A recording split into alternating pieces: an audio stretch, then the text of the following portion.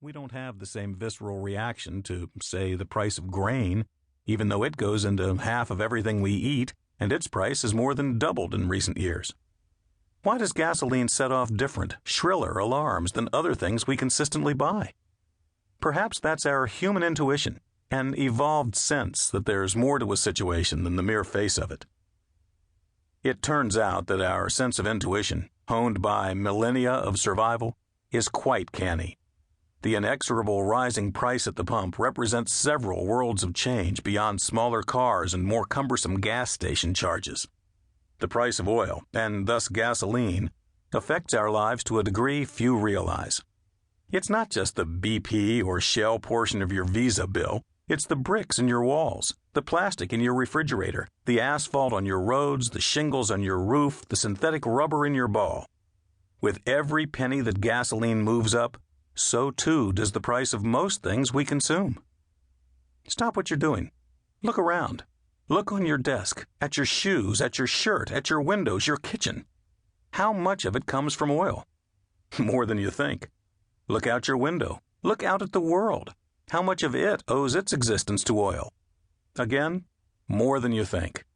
The United States imports 67% of its oil, but only 40% of that goes into our vehicles' fuel tanks. The rest is used to make, fortify, and shape just about anything you can imagine. Consider Bill McPetroman of Suburbia, USA, 2009. Bill lives like many of us do. He's an American suburbanite with a good job, nice house, nice family. Bill isn't rich, Bill isn't poor. Let's examine a typical Bill morning in 2009 as he gets up for a day at the office. For simplicity's sake, Bill's wonderful wife and children, who, let it be known, enjoy gasoline as much as he does, are on vacation at the family cabin. Bill will be joining them there this weekend. It's Thursday morning.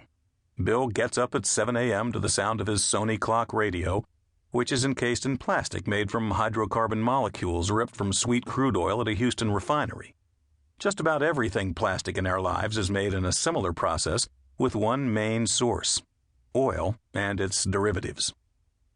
Bill rolls off his sheets and puts his feet on the carpeted floor, whose fibers are made of nylon, one of the original and most successful plastics made from petrochemicals. He pads to the bathroom and puts a hand on his bathroom countertop, made of DuPont's Corian, a common household countertop material that is largely acrylic. DuPont makes Corian with a series of bonds between pigments, binders, and polymethyl methacrylate, a petrochemical which of course comes from an oil refinery. Bill generously lathers his face with shaving cream that smells like a man should smell. The lather, incidentally, is formed by an endless list of ingredients. One of its major building blocks, however, is polymethyl methacrylate, which of course comes from oil. Smoothly shaven, Bill pulls his nylon shower curtain back and hops into his bathroom's attractive preformed shower stall, made of chlorinated polyethylene, another one of those ubiquitous petrochemicals. Bill washes his hair with shampoo and conditioners made mostly of goopy hydrocarbons, linked and processed from oil. The same goes for his bar of soap. The plastic bristles and handle on his toothbrush, too, come from black gold. Bill dresses and heads to the kitchen for breakfast. He shuffles across the kitchen floor, installed during a recent renovation. It's a beautiful engineered oak floor.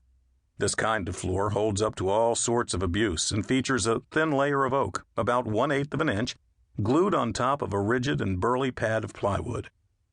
This common type of floor earns higher durability ratings than pure wood.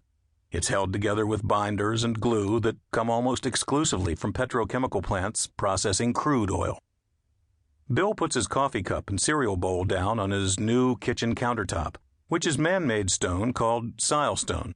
It's quite dazzling. The 1¼ inch thick silestone slab is made of 95% quartz and 5% polymer resin. The resin, again, comes from oil. There isn't much in Bill's kitchen, in fact in his whole house, that doesn't trace some aspect of its origins to the grinding cacophony of an oil well. The same can be said for where Bill lives, a suburb 30 miles from the center of Chicago. His existence, his town's existence, and all of far-flung suburbia's existence, be it Los Angeles, Paris, Dallas, or Tokyo, owes its life to vast fields in places like the Middle East, the North Sea, and the Gulf of Mexico.